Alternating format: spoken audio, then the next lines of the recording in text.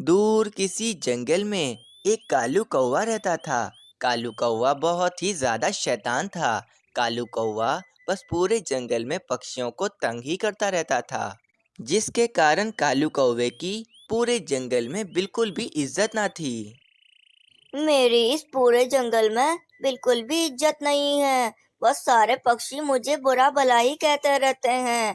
देखना, एक दिन आएगा जब मैं जंगल के सभी पक्षियों को ऐसा मजा चखाऊंगा कि इन सब पक्षियों को याद रहेगा कि ये कालू कौवा आखिर क्या चीज है। चलो, अभी तो बहुत ही जोरों से भूख लग रही है। चलो, मैं किसी पक्षी का जाकर भोजन खा लेता हूँ। फिर कालू कौवा भोजन चोरी करने के लिए निकल जाता है। कालू कौवा भोजन ढूंढते हुए जा रहा होता है कि कालू कौवा सामने एक पेड़ के नीचे एक उल्लू बाबा को बैठा हुआ देखता है। उल्लू बाबा ध्यान में होते हैं और उल्लू बाबा के पास कुछ फल भी रखे हुए होते हैं। कालू कौवे के मुंह में वे फल देखकर पानी आ जाता है। वाह भाई वाह! उल्लू बाबा के पास कितने मजे मजे के फल हैं। चलो, मैं ये फल चोरी कर लेता हूँ। वैसे भी उल्लू बाबा की तो आंखें बंद हैं, वे तो ध्यान में लगते हैं मुझे। फिर कालू कौवा जैसे ही वे फल चोरी कर रहा होता है कि अचानक उल्लू बाबा की आंखें खुल जाती हैं और वे उल्लू बाबा कालू कौवे को फल चोरी करता हुआ देख लेते हैं। मूर्ख कौवे, ये तुम क्या कर रहे थे? तुम्हारी इतनी जुर्रत कि तुम मेरे फल चोरी कर रहे थे। देखो, अभी मैं तुम्हें मजा चखाता हूँ। फिर उल्लू बाबा अपने मुंह से कुछ बोलते हैं और उस कालू कौवे को शराब दे देते हैं। देखते ही देखते कालू कौवा काफी ज्यादा बड़ा हो जाता है। अरे भाई, ये क्या हो गया मुझे? मैं इतना बड़ा कैसे हो गया? उल्लू बाबा ने मुझे शराब देकर इतना बड़ा कर दिया। अब मैं क्या करूँगा? मैं तो अब इस जंगल में भी नहीं रह सकता हूँ। जंगल के सभी पक्षी मुझे इस जंगल से निकाल देंगे। अब मैं क्या करूँगा? फिर अचानक कालू कौवे की दिमाग में एक शातिर योजना आती है। और ये तो उल्लू बाबा ने मेरे लिए बहुत ही ज्यादा अच्छा कर दिया। मुझे इतना बड़ा कर दिया। अब तो मैं जंगल के पक्षियों को बहुत ही ज्यादा तंग करूंगा और उनका इस जंगल में रहना बहुत ही मुश्किल कर दूंगा। अब तो मैं आराम से सिर्फ बैठूंगा और जंगल के पक्षियों से मैं मुफ्त में भोजन मंगवाऊंगा और खूब मजे करूंगा।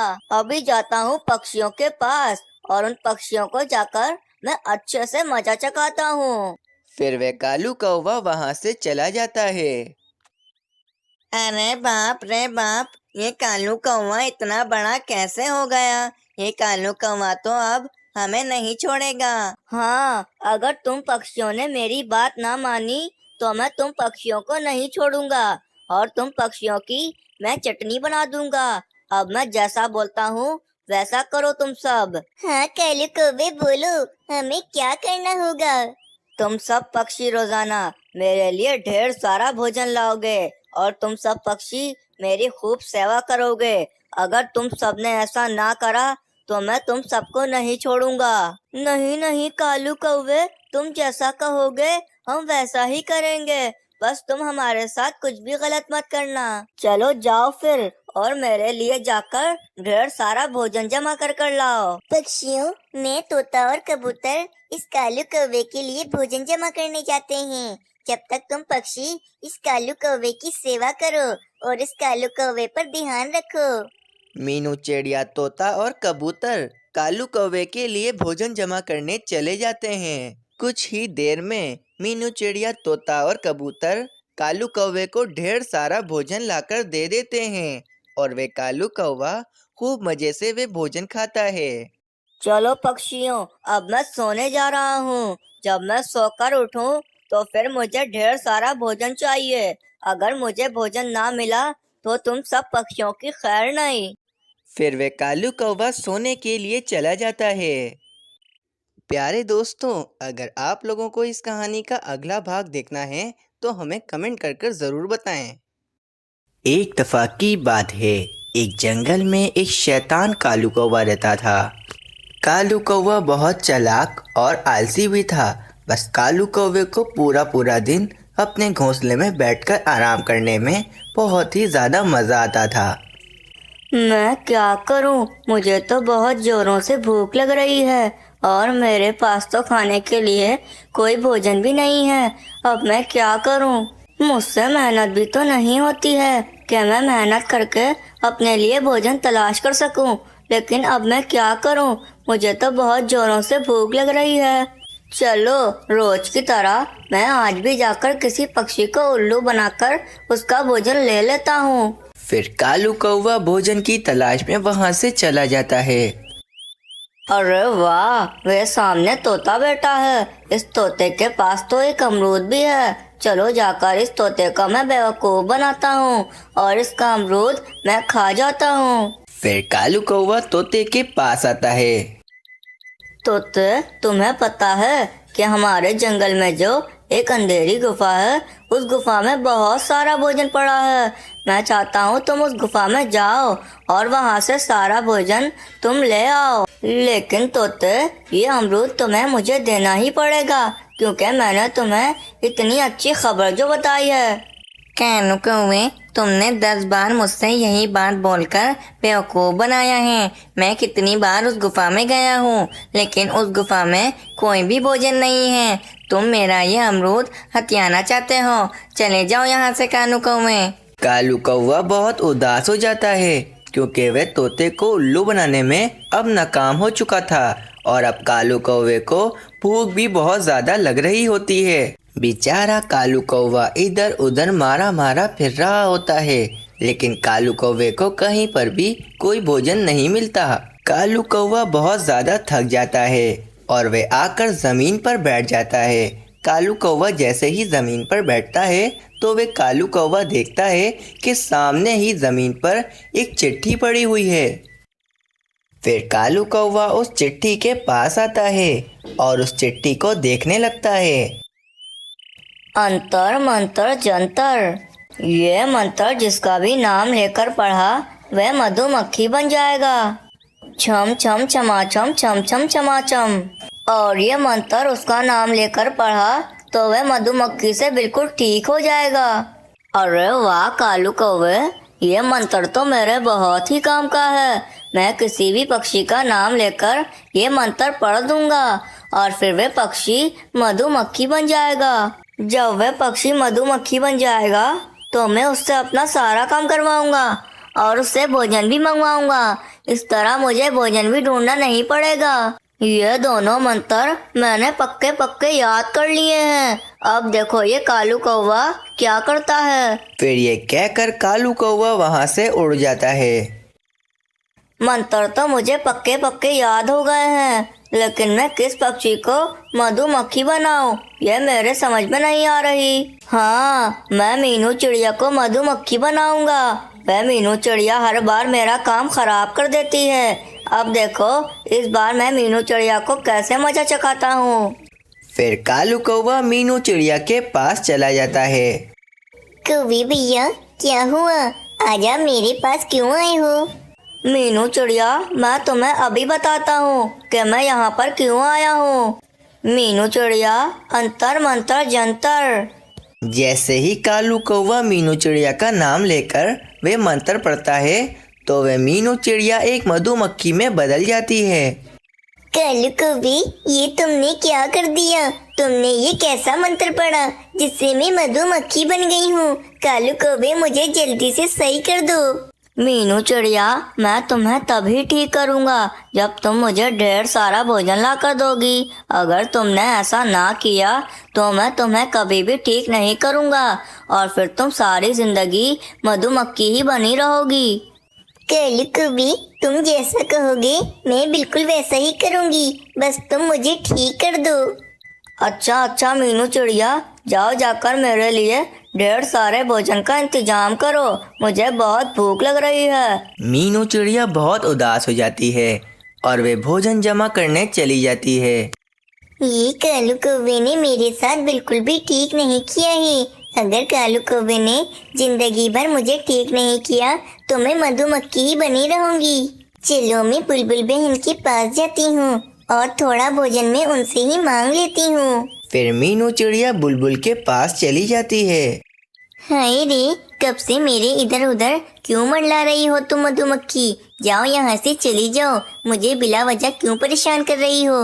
बिल्बिल बहन, मैं आपकी दोस्त मीनू चिड़िया हूँ। मुझे उस शैतान कालू कौवे ने एक मंत्र पढ़कर मधुमक्खी बना दिया है।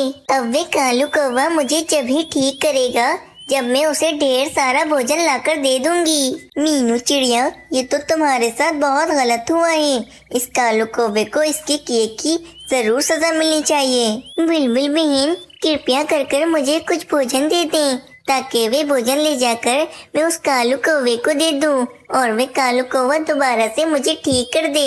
हाँ हाँ मीनू चिड़िया, मैं तुम्हें जरूर भोजन दे देती हूँ। जब मैं मुश्किल में होती थी तो तुम ही तो मेरी मदद करती थी। आज मेरी बारी है मीनू चिड़िया, आज मैं तुम्हारी मदद करूँगी।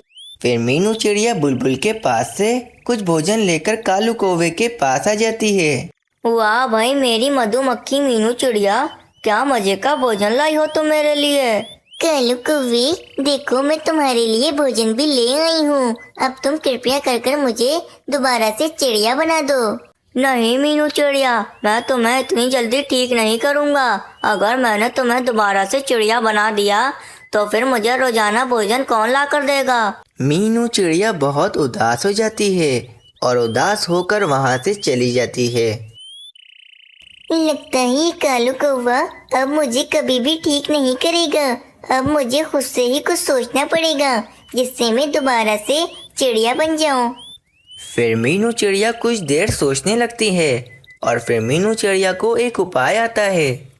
हाँ, इस कालू कौवे को मजा चखाने का एक उपाय मिल गया है मुझे।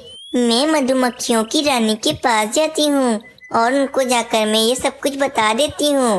रानी जी मेरी जरूर मदद करेंगी। मधुमक्खियों की रानी मुझे अच्छे से जानती हैं क्योंकि मैंने उनकी इतनी मदद जो की है।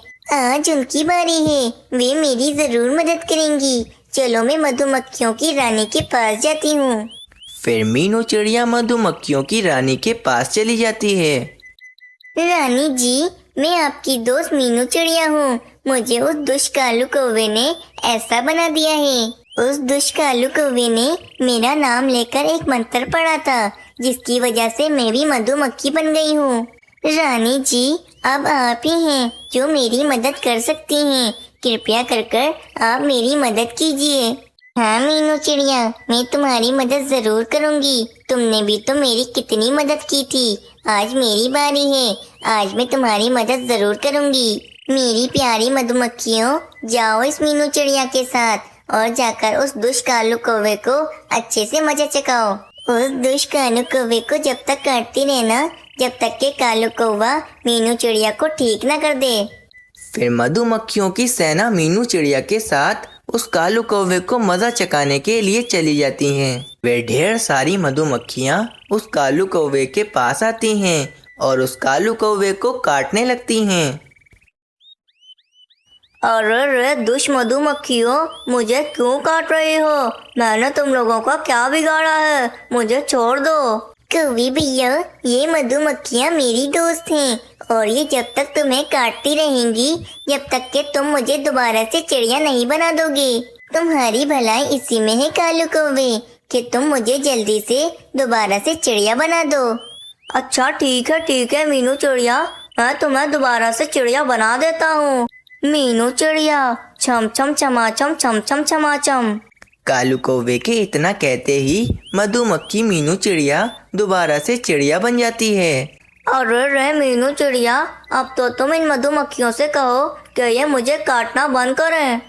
प्यारी मधुमक्खियों, तुम्हारा बहुत बहुत शुक्रिया। अब तुम यहाँ से चली जाओ। मीनू चिड़िया के इतना कहते ही वे सारी मधुमक्खियाँ वहाँ से चली जाती हैं। फिर उस कालू कौवे को भी अपने किए की सज़ा मिल जाती है और कालू कौवा अपने किए पर बहुत ही शर्मिंदा होता है। इस कहानी से हमें ये प्रेरणा मिलती है कि हमें कभी भी किसी के साथ भी गलत नहीं करना चाहिए, क्योंकि गलत करने वालों के साथ हमेशा गलत ही होता है। डियर व्यूअर्स, अगर आप लोगों को ये कहानी पसंद आई है तो हमारे इस चैनल को सब्सक्राइब करें और मुझे कमेंट कर बताएं कि आप लोगों को ये कहानी कैसे लगी। मुझे आपके कमेंट का बेसब्री से इंतज़ार रहेगा।